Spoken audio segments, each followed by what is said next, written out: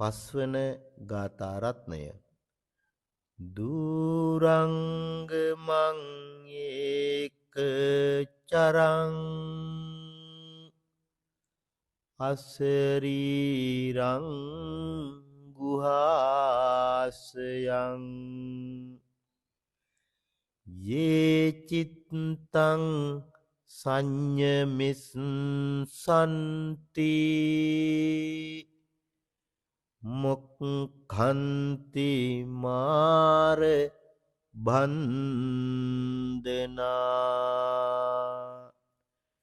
දුර ගමන් යන්නා වූද තනිව හැසිරෙන්නා වූද